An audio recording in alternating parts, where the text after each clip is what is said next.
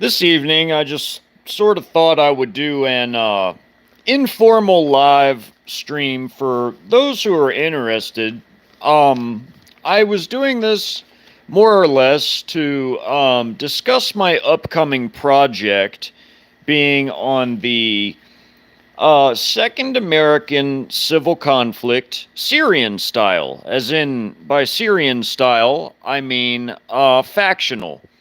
Now, always remember that my work is strictly educational in nature, and being that my work is strictly educational in nature, um, none of it is to be taken as anything other than a hypothetical internal conflict scenario based on, hey, Fancy Truth, glad to see you, welcome. Yeah, I was just, when I was talking to myself, I was saying that the purpose of this live stream is to discuss my educational work, which is strictly educational, and by educational, I mean I am doing this work to dispel any sort of misconceptions or fantasy fairy tales or distortions about what a second American internal conflict would really be like. And I am going to go to some very, very deep depths of conveying this information. I'm going to go to such a depth with it that I'm going to literally cover not just battles for the high intensity part where there's like full-fledged battles with units involved and everything. I'm also going to talk about the low intensity parts. I'm going to talk about every last detail, like power plants and resources and resource management, because remember, one of the chief causes of the internal Syrian style conflict will be a lack of resources and the piss poor management thereof. So resources are already going to be at a premium. They're going to be extensively cut low into such a state that it causes these factions to emerge. Now remember, in our reality as it exists right now in real life, you already see the underlayings, the underpinnings of a internal conflict. Now, you better believe that in a country this big, this vast, that there's already sects and groups and organizations and very private individuals that have been waiting for the day to emerge and basically create new movements, seize power in various areas. And I showed you aspects of that in my last live stream when I discussed the fringe Mormon sect taking control of the Mormon church and establishing their own fringe ideology as the mainstream because they seen it as apocalyptic, what was going on in the country as far as the collapse. Yeah, you're going to have extremists from all corners of the land arise in such a realistic situation as a collapse and an internal conflict. Absolutely, you will see that. You will see all sorts of people coming out of the woodwork, out of the shadows that you never thought were even there. Now, you have to remember the entire time in such a conflict, the veneer of society is only, so thick. It's really thin. And the veneer of society, when it peels away, there is a dark underbelly of society that people aren't even aware of, that your mainstream ordinary people have no idea about. You are going to see very, very extreme elements in various parts of the nation come to power in their own right and take control of factions and disseminate propaganda and spread ideologies to basically pursue their own warped ideas of the American dream, and in their own methodologies, their own ways, their own beliefs. People wonder, oh, is this going to be some Democrat, Republican? No, absolutely not, because you have to understand that the Democrat, Republican, left-right paradigm is a lie. It's an utter lie. It's a construct of the globalist regime. And when people see that politics is fake, that it's all a construct there to keep them as slaves and keep them as tax chattel, they're going to break free of that. There's not going to be no Trump supporters or any of that stuff or any of that kind of mess or garbage. No, it's going to be people coming up with their own ideologies to try to save the country in their own warped methodology of thinking. Just like you saw in Syria, it would really literally be no different here. In fact, an internal American Syrian style conflict would take all the worst aspects of what you saw in Syria, but also the worst aspects of what you saw in every African civil war, every Balkan civil war, every, in Europe, every internal conflict around the world. It would literally take every worst aspect of those things and throw them together. Don't think because you know Bobby and Sally Sue or whoever that live in a nice home in a nice housing development, don't think for a second that those people would be, sane, rational people in a total collapse of this nation's economy, way of life, food systems, services, sanitation. Don't think that they're going to be sane, rational thinking people. No, because not everybody is prepared. Not everybody has been stockpiling what they need. Not everybody is going to, like the old saying goes, the old moniker, desperate people do desperate things. So basically, you're going to see all sorts of desperate people clinging to these extreme factions that are going to come out and grip power over various parts of the nation and various groups of people as it emerges. Of course, you're going to have the regime, the globalist regime, and once the political system implodes and collapses, you're going to see these new systems arise, all claiming that they have the answer and they have the way to save the country. But you're also going to see secessionist areas too, like you're going to see Texas and perhaps Florida and other places like that try to secede and make their own nation states. It's not unlike the Balkans in that regard, or unlike the Soviet Union collapse, only it'll be a lot more intense because people are going to be butchering one another for limited resources, okay? So you're going to see aspects of every single one of those things that I mentioned.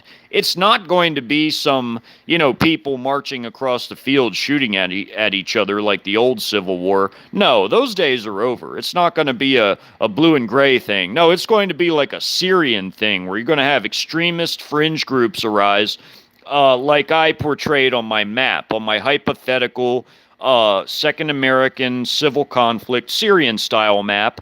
How I have neutral, non-aligned areas, which are areas on the map. If you minimize this live and look at my community tab, you'll see that post of my map. And I diligently typed out a description in the read more part. If you click on the read more thing and you actually click on the whole post itself and you read it, you can also read the pinned comment, which goes into even more details now about some of these groups and what they possess and what their capabilities are, what their intentions are.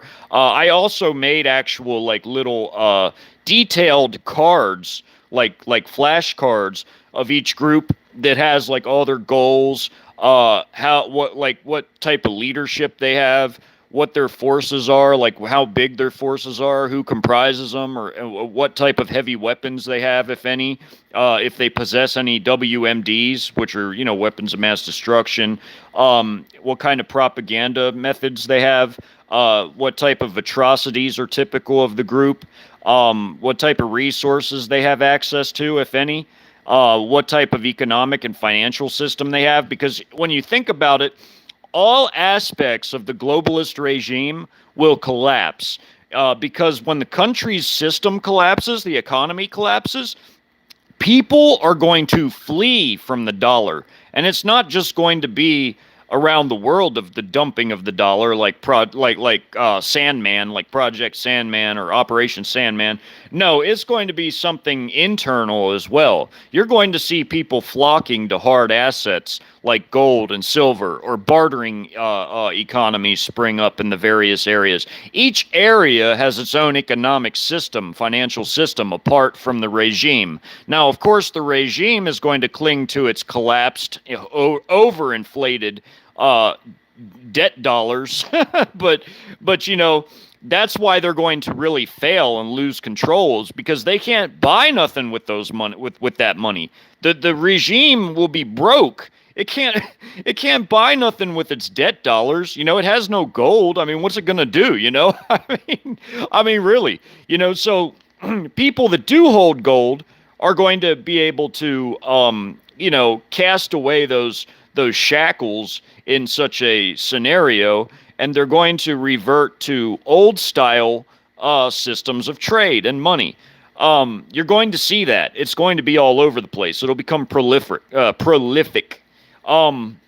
Essentially, I just wanted to see what you guys are saying so far. Oh, thank you, JS. Thank you. Yeah, JS, it'll be almost like Mad Max in a way, only it'll be like Mad Max and Syria rolled into one, because you're going to have the central regime literally lose control. It's going to basically implode to where it only controls like really globalist-oriented areas like California, which is taken to the globalist programming really, really well. California, New York, New Jersey, like globalist programmed areas where their loyalties lie with this globalist regime and its ways, largely, because by now I'm sure most people that don't believe in that stuff have fled those states. It's probably very rare anymore that you find anybody that has like rational, sane beliefs that's still living in those places. But yeah. Now, with groups such as now remember, this is strictly an educational thing. I am a non-biased creator. I am a non-biased creator. By that I mean, when I put these things together, I'm not necessarily singling out a group to bully a group. I'm singling them out to make things interesting, to make a scenario that has all the aspects of a very realistic, real-life feel to it. Like, okay, like with the Mormon state, for instance, there are fringe sects of Mormonism, sects that are very, very like out there, that believe in like blood atonement and like polygamy and all this other stuff. There are literally Mormon sects out there like that. So if a fringe like cult-like sect takes over the Mormon church, yes, they could literally convince people that this is the end-time prophecies of Joseph Smith coming to pass. And back in Brigham Young's time, Brigham Young convinced people that blood atonement was acceptable. And blood atonement was basically the practice of killing people for committing sins that the Mormon church believed were mortal sins that could only be, that the blood of Yeshua didn't cover, that they had to literally kill the person for. So if you have a fringe Mormon sect taking control of that area of the country where Mormonism is a really strong belief system, yes, you absolutely can have an extremist religious cult-like organization taking control of a group of people. Absolutely, that can happen. So that's why I picked that, because yes, something like that is more than realistic. It's actually hyper-realistic, because when you have people that have fringe beliefs like that and they end up proliferating into the mainstream, yes, you can have a whole area of the country fall into that way of thinking. Absolutely. It's not impossible. It absolutely could happen. And also, likewise, the secular humanist, ultra-nationalist people that abandoned the old ideas of conservatism and went way right with it. By way right, I mean not fascist per se, but they went like ultra-nationalist, where they want to rebuild and cleanse the American state of globalism and all globalist followers. So basically, that means they want to rid the nation of the current regime, and also any elements that might have splintered off the regime, like the Free American Army and other factions too. Like, they literally want to cleanse the entire nation and make America a secular humanist regime that's also ultra nationalist. Like by that I mean they want the state to be God. Like they want to make America a god unto itself by cleansing it and rebuilding it in their own image. You know, like that's like ultra right conservatism. Like it's beyond conservatism. It's ultra nationalism, but it's like secular humanist because it's so far right. It's not fascism because it's not corporatism. It's like trying to literally make the state a god unto itself. So that's what the secular humanist National Salvation Revolutionary Front is all about. They didn't start out that way in my scenario. In my scenario, they started out as a handful of conservatives that basically weren't radical enough for the ruling troika. I don't know why people are texting me, but it's okay. Anyway, sorry about that. Anyway, I was saying that the ultra right conservative movement, but its ruling troika deemed certain members not radical enough for their purposes. So they purged their own ranks, sort of like the Night of the Long Knives in a certain country.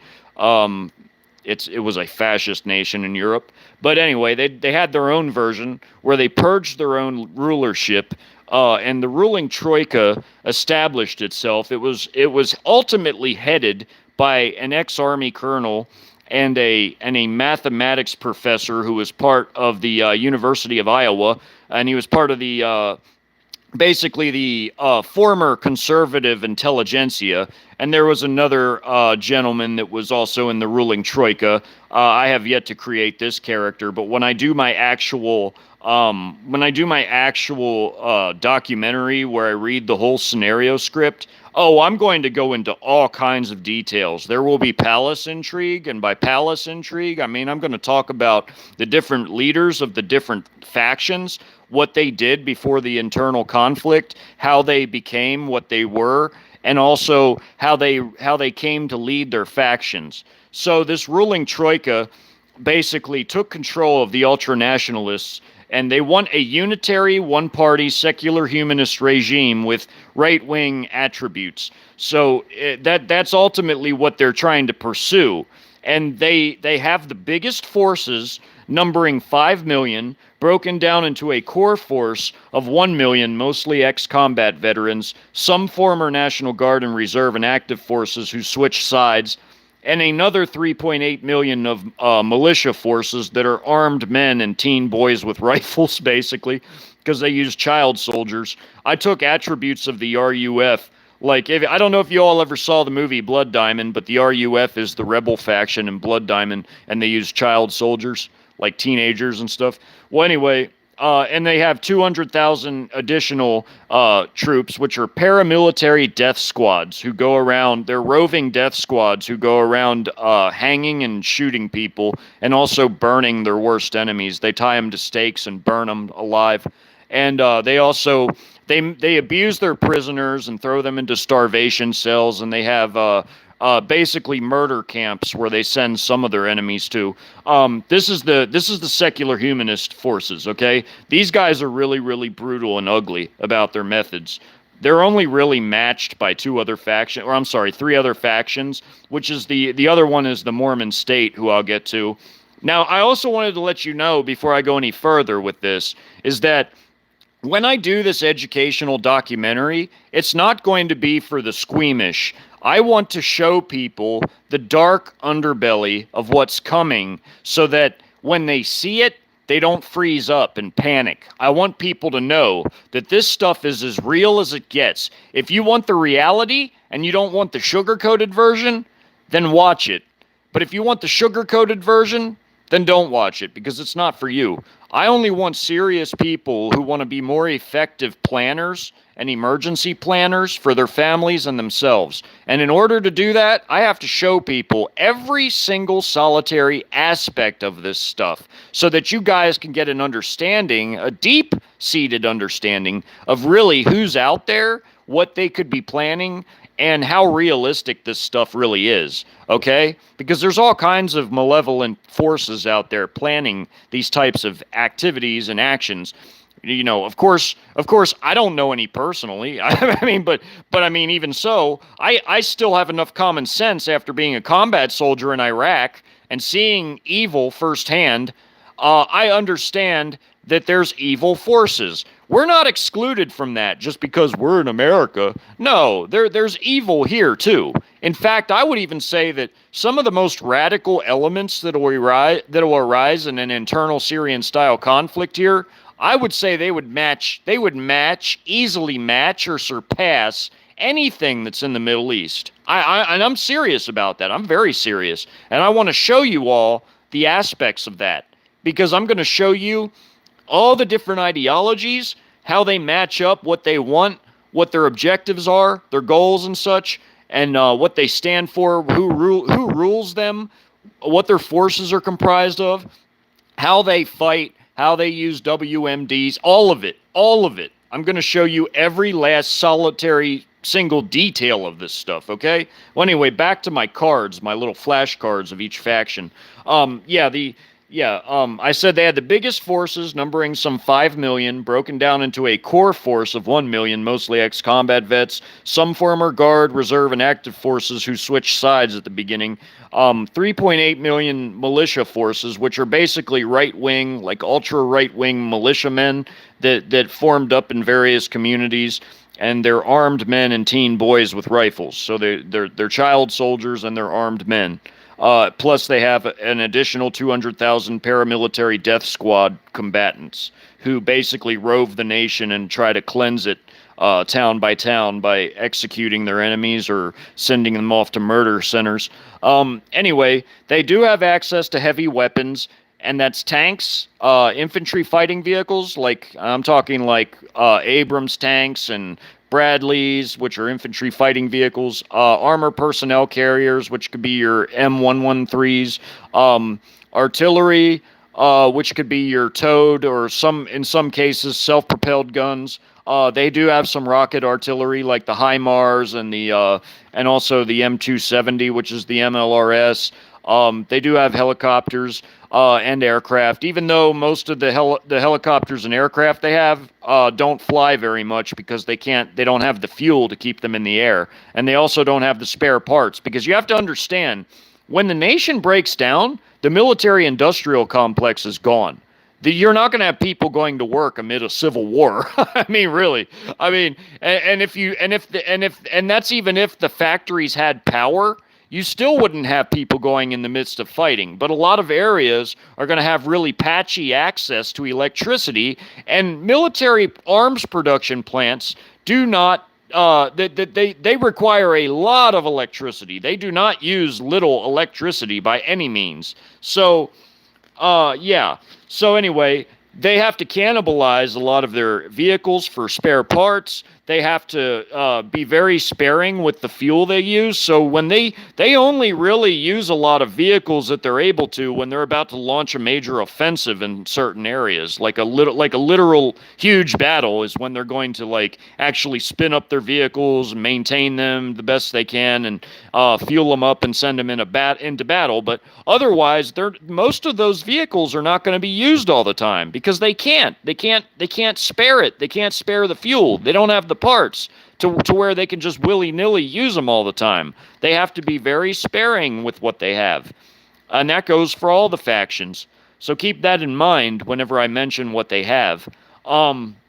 Their economy and finance consists of gold or silver as money, and some trade and barter is allowed. Their resources is they have some limited oil and gas production, though it's very minuscule because they control most of the Dakotas, basically all of Nebraska, some of Wyoming, a little of Montana, a little bit of Idaho, a good portion of Iowa, and so on. But those areas in the north central Midwest is where most of their fuel production abilities would lie, because they would have access to some of the oil there. And if there's any refineries that would be working, which would be very, very, very few, they might be able to refine a little bit of petrol, but they would still have to be very, very sparing with it. Because again, it requires a lot of technical expertise to run facilities, whether they're industrial or refining facilities. You need technical experts to do that, and technical experts will play a role in everything. They'll be able to rig. They'll be able to rig things up, and like I mean, like downright like rigging stuff up to work, and to work. Like they'll do the best they can with what they have, but again, they can only do so much. And their WMDs would, like their weapons of mass destruction that this group has access to, would be chemical weapons. Like I said before, when they raided the stockpile in Bluegrass, Kentucky, they obtained chemical weapon shells of the VX and sarin variety. They also have dirty bombs, which are like radiation with homemade, explosives, I'll just say. They have nukes, although most they can't use because they don't have all the components necessary to detonate them. Okay, their propaganda methods consist of poster production, radio programs, and leaflets. They control the most territory of all the factions, and their known atrocities that they're known for is firing squads, limb hacking, sort of like in Blood Diamond, how they hack off limbs of their enemies, limb hacking, like with machetes, chainsaws, axes, fire weapons like homemade napalm, and burnings like the burnings at the stake, torture, death centers, and barrel bombs, including napalm. They also use chemical weapons. So that's that group. The next group is called the Free American Army. Their goal is they want to return the whole United States back to original constitutional rule, and it's ruled by a ruling junta of generals, which are the generals that originally tried to launch the failed coup that failed to remove the globalist regime. So when the coup failed, the ruling junta of the Free American Army splintered off the regular regime forces and created the Free American Army. They have the second biggest forces, numbering some 3.9 million, broken down as 1.5 million man former regime military units and such, and some paramilitary, like members of some of the alphabet soup gangs that saw the light and decided that, where the regime was going wasn't so good and they wanted to break off of it. And the remainder is a 2.4 million man pro-constitution, trained, and I emphasize the word trained because the military men trained them, militiamen, and some prior veterans. They do have access to heavy weapons of all types. Their economy consists of a gold-backed new dollar, because they want to basically return America to the Constitution where the Treasury issues the money. So they created their own Treasury and their own gold-backed new dollar with what little gold they have. They also, I said that what their forces are comprised of. It's 3.9 million broke down into 1.5 million former regime military and some paramilitary. Remainder is 2.4 million man pro-constitution trained militiamen and some prior veterans. Yeah, I said that. Resources, they do have some oil and gas and mineral wealth, though they have a limited ability to exploit it. Due to their holdings in Louisiana and Mississippi area with the oil refineries and some of the oil production in Louisiana, they do have some oil wealth and gas, but their ability to exploit that is very limited because most of the refineries they have access to there don't work because they've been destroyed by the fighting. WMDs, they do have some nukes with very few working, but they won't use them because they don't want to necessarily, lay waste to the country. They're trying to restore it to the Constitution. They more or less keep the nukes as a deterrent to external forces that might think about invading, even though it would never work because the Chinese can basically, I told you all about what they can do. They can shut it all down. Anyway, the propaganda they have is posters, radio programs, and leaflets. They control large territory, mostly in the southeast, south central, and a small portion in the southwest of the USA.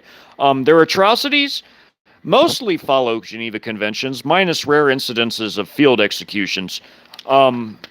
So they're mostly good about obeying the Geneva Conventions. So they're not really into the whole atrocity thing. So they're one of the most humane, I would say like maybe the second or third most humane faction. Out of all the factions, they're fairly tame.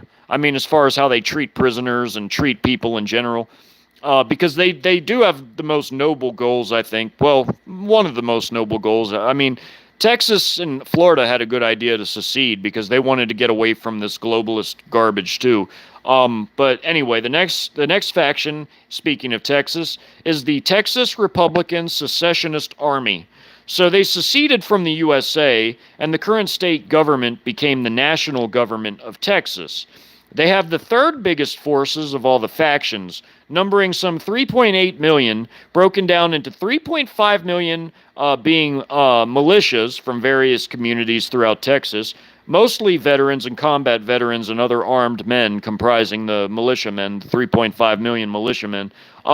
They also have 100,000 foreign volunteers and 200,000 of the Texas military, which are the former Texas National Guard and Air Guard that became the Texas Army and Air Force, along with former regime forces from Fort Bliss and a couple units from Fort Hood that switched sides. They switched sides early in the conflict. So, of course, Texas has access to heavy weapons of all types. Their economy and finance, they have a gold standard Texas dollar. And also a burgeoning unofficial black market too.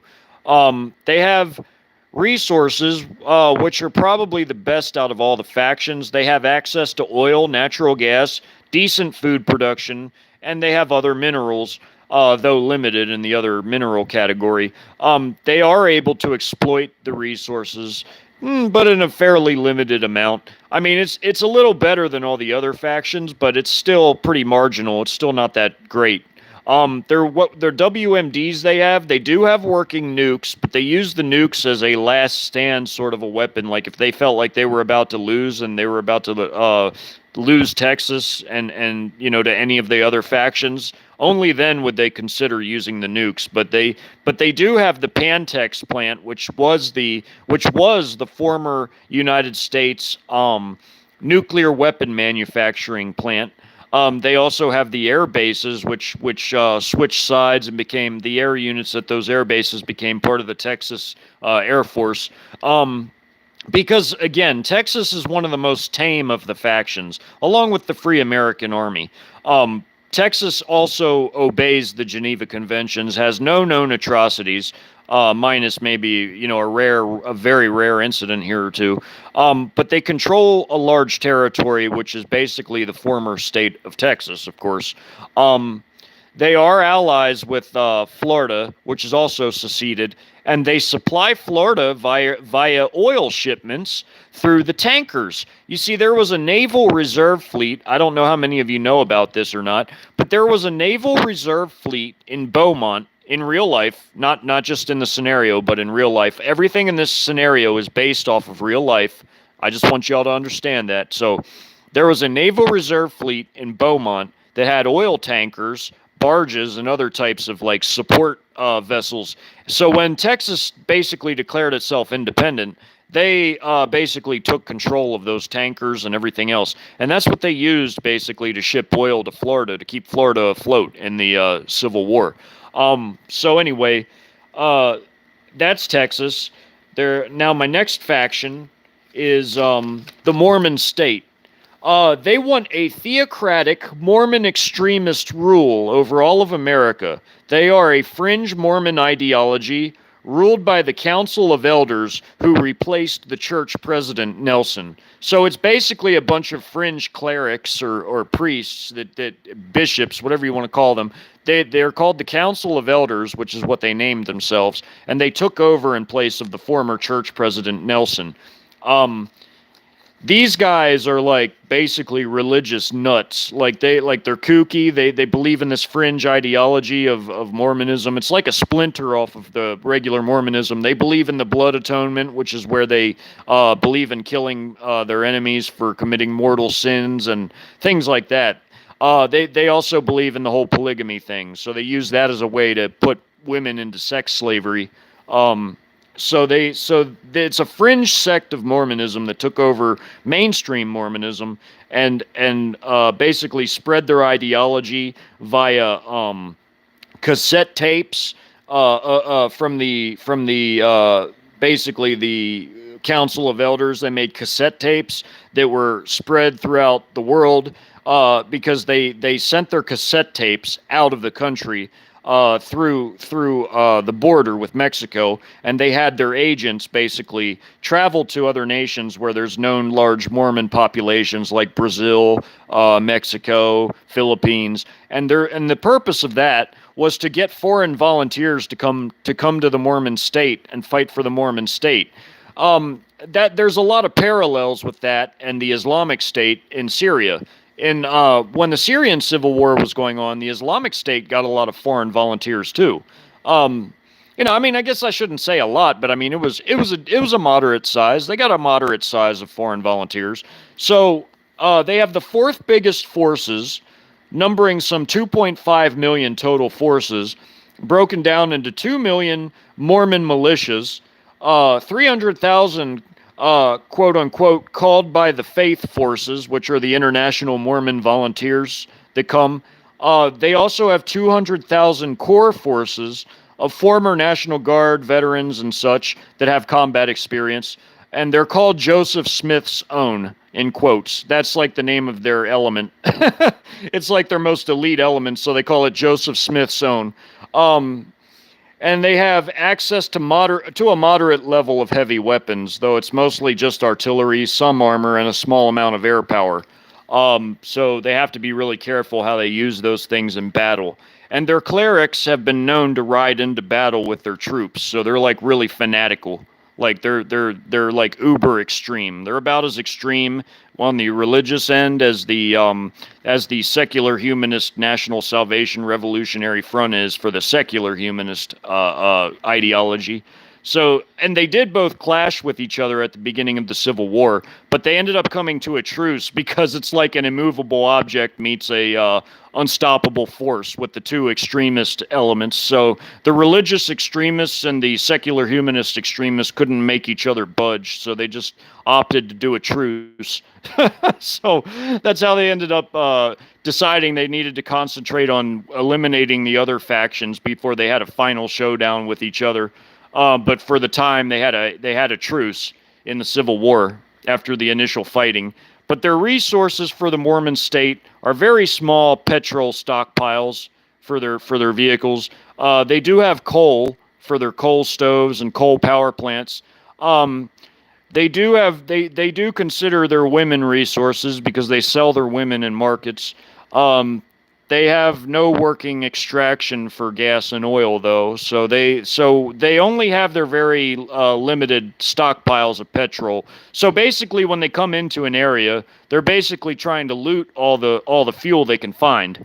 So that's how they basically get on and get around and stuff. So anyway, the WMDs they possess are chemical weapons, and they have some non-usable nukes because they don't have all the components necessary to activate them, but they do a sneaky surprise with one of them. But I'm not gonna ruin that for everybody. I'm gonna leave that as a surprise for the actual scenario script that I write out. You're gonna like it. Anyway, the propaganda, it's religious radio programs and recording of the Supreme Elders' edicts. So when the Supreme Elders make an edict, they send it out via cassette tape, and it gets hand spread around. Because you have to understand, and in a civil war, like cellular phone service, it's not really going to be like a like your wireless provider is not going to be up and running during a bunch of fighting in the country during the implosion of your country. You're not going to have a bunch of people going to work anyway for all kinds of businesses. So your cellular provider is no different. You're not going to have cell phone service in the middle of a conflict. It's just not going to happen. So anyway, they control large chunks of the southwestern USA, and they are one of the biggest factions, of course. Atrocities include beheadings, tossing people off of cliffs or buildings, suicide trucks and other vehicles, chemical weapons, and isolated instances of cannibalism, mostly with the foreign volunteers. Sexual slavery of women, too, so that's a big atrocity of the Mormon state. Okay, now the next one. The globalist regime, of course, its headquarters is in what a lot of people affectionately call the swamp. The globalist regime wants to implement forced change via an illusory, meaning it's out of their grip. They want to implement forced change via an illusory Great Reset, in quotes, ruled by a shadowy Western elite through various puppets in the regime's quote-unquote power positions. They have the fifth largest forces due to elements splintering off of the regime's original 2.2 million personnel military and some of the 300,000 paramilitary, which is all the alphabet gangs combined. So there were forces that splintered off of that. And plus, there are regime forces of some 300,000 military stranded overseas that cannot be brought back. They're stranded. So there's no way to airlift all those troops back just to help out with the internal conflict. So all they have left is 400,000 core forces of military plus 300,000, or close to 300,000, I should say, minus the little bit that splintered off. They have nearly 300,000 paramilitary. They have 100,000 Antifa, BLM, and Greenpeace militias that are loyal to the regime. And they have other woke leftist militias. About 150,000 of them, or no, I'm sorry, that was the 100,000 of the woke forces. Then there's 150,000 additional international volunteers. So their total forces are only 950,000. And like half of their forces are pathetic, that are like really like untrained, unexperienced, undisciplined elements like the woke militias and the foreign volunteers. And they do have access to heavy weapons of all kinds. So their main forces they rely on are their 400,000 military forces that are still inside the continental United States, and they have almost 300,000 paramilitary alphabet gangs. Like, those are their core forces. So it's nearly 700,000 core forces, and the other 250,000 are basically cannon fodder. Like, they're a joke. Like, they basically use the Antifa, BLM, Greenpeace, and the foreign volunteers as cannon fodder. Like they do human wave assaults with those troops to try to clear the way for the better troops that are behind them, which aren't much better because they're woke tards too. But anyway, their economy is still the USA central bank collapsed inflated debt dollars.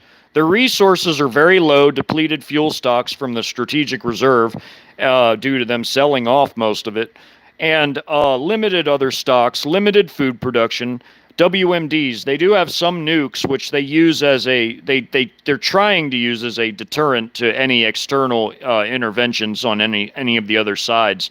They do have chemical weapons, which they used, and they do have some bioweapons, which they've also used. But they haven't used nukes because they're trying to keep their nukes for to prevent external intervention, which doesn't end up working out so well because, again, China can shut those off. But anyway, the propaganda is radio, leaflets, and posters. They control small territory, mostly globalist-oriented West Coast areas, including tongue twister, I'm sorry. They include California and much of the Northeast, with scattered enclaves in some of the biggest cities and installations, and also the Northwest. Part of the Northwest, I'm sorry, like half of the northwestern states, because only like the coastal areas of Washington and Oregon are part of the regime loyalist areas. Their atrocities include abuse and torture of prisoners of war, occasional acts of civilian murder, indiscriminate use of chemical weapons, and some alleged bioweapons use. Then we have the La Raza narco state, which is also an evil faction. They want a free narco state to set up labs, their narcotic labs, to produce narcotics, ruled by cartels, drug lords, gangs, and militants in a loose confederation. So by that means it's just basically like a confederation. It's just a group of different elements that combine their combined forces together. Like you have like MS-13 and like the like the different drug gangs from Mexico, and you have prison gangs, and you have like street gangs. They all combine their forces into like a loose confederation. So they're ruled by their different like gang and cartel leaders that come together to form a confederation. They have small forces numbering roughly only 500,000 to 1 million, which is the highest estimate, because their forces change on any given day due to people entering and leaving the area, and also other aspects. Um, they have limited access to heavy weapons, though they do operate many homemade armored technicals and similar, like their homemade civilian armored trucks that I'm sure people have seen and like photos of and such. They attained only a small number of howitzers and armor personnel carriers. They have no air power apart from a few helicopters, which are of civilian makes and models. Their economy consists of the drug trade. Resources are purchased through the drug trade. So they don't have any resources, but they buy what they need through their drug trade. Their weapons of mass destruction are none. They have no weapons of mass destruction, but they do have propaganda dissemination methods, which include leaflets and occasional radio programs, to basically talk themselves up and what they're trying to do, to get more people from Latin America to come and join them. They control small territory in New Mexico. Atrocities, machine gunning civilian populations indiscriminately, human trafficking, slavery, hacking off limbs, executions and assassinations, and abuse of prisoners of war. And then we have the last couple factions. We have the main militia. Now, the main militia is so small that they're really only like 100,000 forces. They don't really have any sort of economy, minus like a barter economy, so I didn't really do much of a card for them. They don't have really any resources. Their access to heavy weapons is like basically negligible. Like basically they're armed with mostly like, I mean, they do have a couple, but they're largely armed with like light infantry weapons and such. Like their heaviest like infantry weapons that they have some mortars, and they have some anti-tank weapons, and that's about it. And they've gotten those from armories. We got Florida. Florida's pretty big. I didn't mean to leave them out. They're pretty big. They're a lot bigger than the main militia. Florida basically has about 750,000 forces. Like Texas, their state government seceded and became their national government. They do have a tiny air force in the form of the Florida Air National Guard. They do have some naval units like that they basically got from Coast Guard elements defecting to Florida at the beginning of the conflict. Their resources are basically what they get from Texas as far as like oil, and they trade them some food in return. Basically Texas and Florida have formed an alliance against the other factions and against the regime. And also, there's a third member of the alliance, which is the Army of the Southeast. Now, the Army of the Southeast is nothing like Florida. It's a lot smaller. Like they only have about 500,000 forces, and most of them are like the Maine forces from Maine. Like they don't have a lot of heavy weapons. Like it's mostly like an infantry force. And then you have the same going on with the Northwestern Conservative Army, which is trying to liberate Washington and Oregon from the regime elements in that area, and they're basically a 400,000 man force. They're not too big either. They're like a 400,000 man force, mostly of like combat veterans and militiamen and such. They have very limited access to heavy weapons, and so does the Union of Southwestern Militias, which is the orange color on the map. They too are a very small force. They don't have any air power, but they do have some heavy weapons in the form of howitzers. They have artillery. They have a little bit of rocket artillery, but mostly they're a light force with some artillery support. And when they're able to, they try to lend some of that to their allies, which are the Northwestern Conservative Army. They try to coordinate offensives together at the same time. So basically what that means is that when the Union of Southwestern militias is coordinating a battle, like they're going to battle against one of the factions, their ally, the Northwestern Conservative Army, does about the same, like at the same time. So as to put pressure on whatever faction they're both trying to assault, be it the regime or be it whoever. So you then have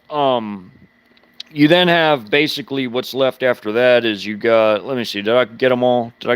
Yeah, I got them all. So basically, the army of the Southeast, the Northwestern Conservative Army, and the Union of Southwestern Militias and the Maine Militia, those are the four smallest factions on the map, none of which have any air power, minus maybe a few helicopters that basically don't run, if ever. They have a limited ability to project their power, as they're mostly like light infantry forces. And again, I'm going to go more into detail with all of this stuff. There's even more details and more depths of detail that I'm going to go with this. I'm basically going to take it down to such a small level of detail. You're going to see it progress. It's going to be like a story. And I'm going to show battle maps, like interactive battle maps, where I'm going to show key battles that happen, which are like the more high intensity things. But I'm also going to read off the scenario script like a story too. So it's going to combine battle maps and storytelling into one presentation.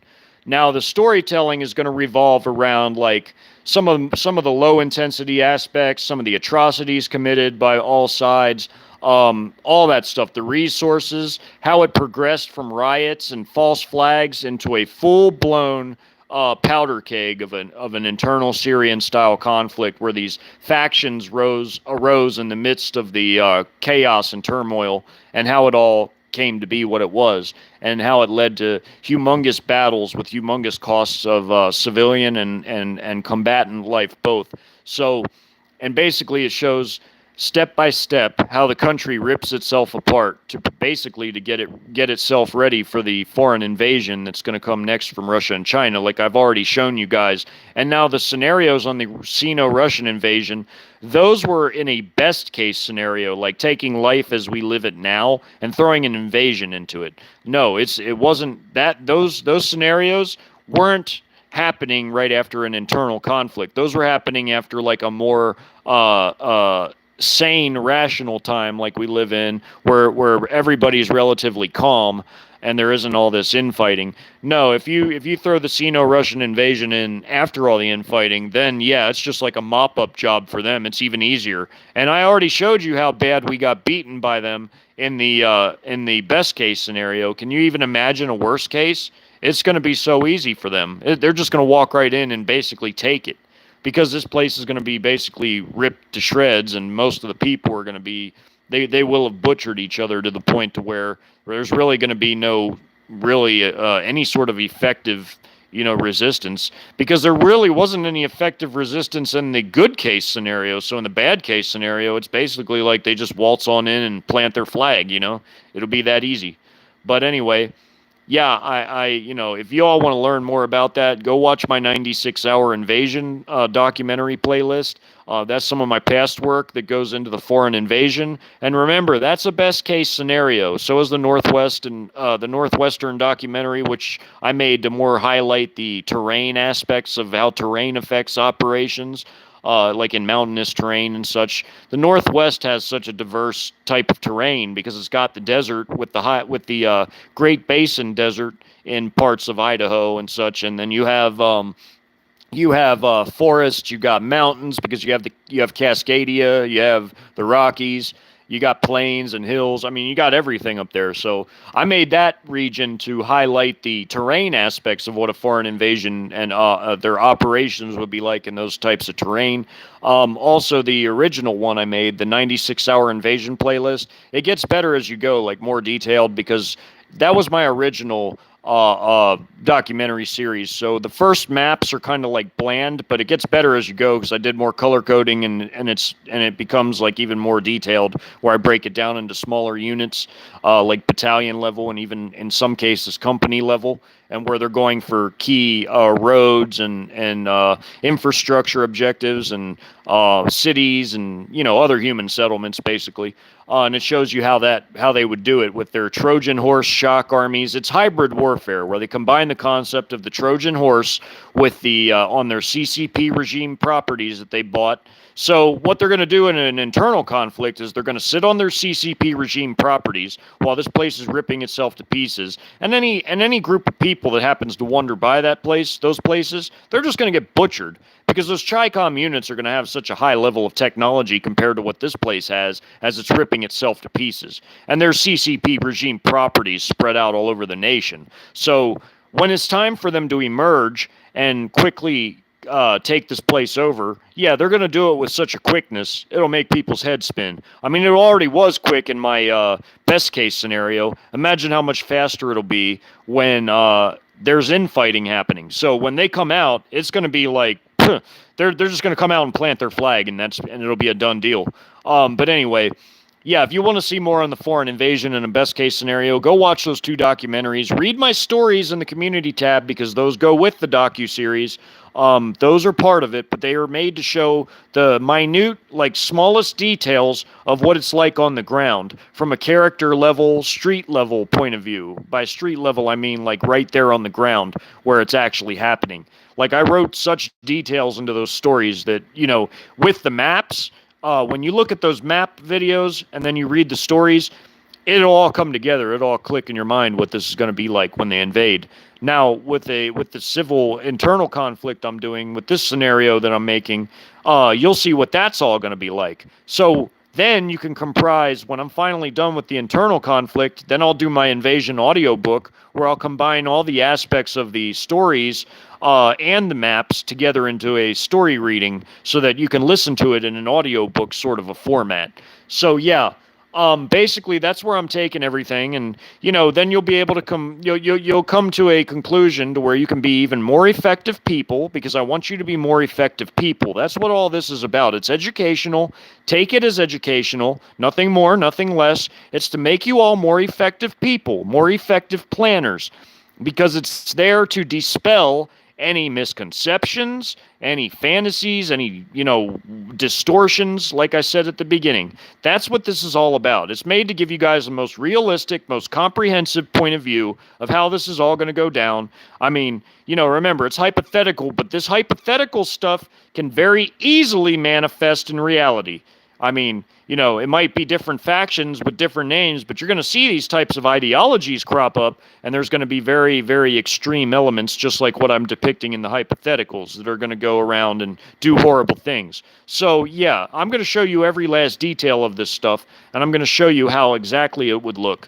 And that way you'll be able to compile all the data that I'm showing you, the information of what an internal issue would look like, a collapse, and then combine it with what you know about how hybrid warfare works, where you combine the Trojan horse concept with the external concept, when the externals are the heavy-handed reinforcements of the Trojan horse shock armies, which are already inside our country on CCP regime purchased and owned properties. So, yeah, that's basically it. So, you'll see the internal conflict coupled together with what you know about the Sino-Russian hybrid warfare, and you'll have it down pat. You'll basically have an idea of what to plan for emergency planning, and what type of areas are best to go to, and then you'll definitely need to learn how to become nomadic, because semi-nomadism and nomadism is what is going to be the most rational, sane, logical course of action for most people, because if you stay in one place too long, it's going to get you. It's going to get you. That war is going to get you. If you stay in one place, if you leave all your provisions in one place, your supplies, it's going to get you. It's going to get all your stuff. So you need to have supply caches, supply dumps that are not all in one central location. Because if you keep all that stuff in your home, all your supplies, and it gets hit by an artillery shell or a rocket or an anti-tank guided missile or whatever, it could be anything. I mean, if it gets hit by something and you just lost everything, So, or if your town or city or whatever gets overrun by foreign troops or by an evil faction in the internal conflict that wants to slaughter everyone, what are you going to do then if all your stuff's in one spot? You know, you got to be smart. And that's what I'm trying to help you all to see. I want you guys to see the realities of it. Yes, you do need to know. I mean, I'm a believer in Yeshua Messiah. You know, I believe in him. He is my Messiah. But I believe that it's time for people to snap out of the sugar-coated reality they live in, and it's time to get serious. And you people, everybody, me, we all need to get a grip with the reality that there's a dark underbelly, and I want you all to see that. You know, I'm not showing you all that to depress you or anything. I'm showing you all that to help you all to understand how easily these things can happen so that you can survive it, because you'll be a better planner for emergencies. I don't want people to be butchered, okay? That's the bottom line. If I didn't care about everybody, then I wouldn't show everybody this stuff. You know, this is a form of love. Believe it or not, this is a form of love. This is good brotherly Christian love here, because in showing you the bad, you can hopefully do a good. And by doing a good, I mean take good care of your family, yourself, and get yourself out of harm's way, okay? I just need you all to understand that. So when again, when I show this, it's not for the squeamish. It's for people that are mature, that can handle it, that want to learn, and want to use that knowledge to further and better their own situation, okay? That's all it's about. So this is all educational stuff. May Yeshua bless you all and keep you all always. I'm going to check the chat before I go here, see what everybody's been saying. Good to see you all. Hey, baby. Hey, Jennifer. Glad to see you.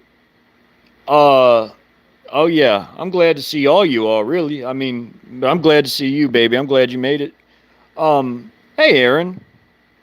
Hey, blessed servant. Hot chocolate. Quantum Theory. Lady M. Roger Dodger. Hey, Roger Dodger. Let's see. Oh, hey, Ann. Ann Walsworth. Glad you made it.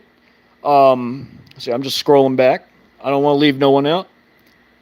I'm just glad you... Oh, hey, Clarissa Packer. Glad to see you. Hadn't seen you in a while. Well, welcome, everybody. I'm glad you all made it. That really, really boosts my spirits. I'm really glad to see you all here. Well, welcome, everyone. But yeah, I just wanna help everybody. So thank you all for coming. I'm glad you all made it. I hope you all learned something. May Yeshua bless and keep you all always. Be blessed.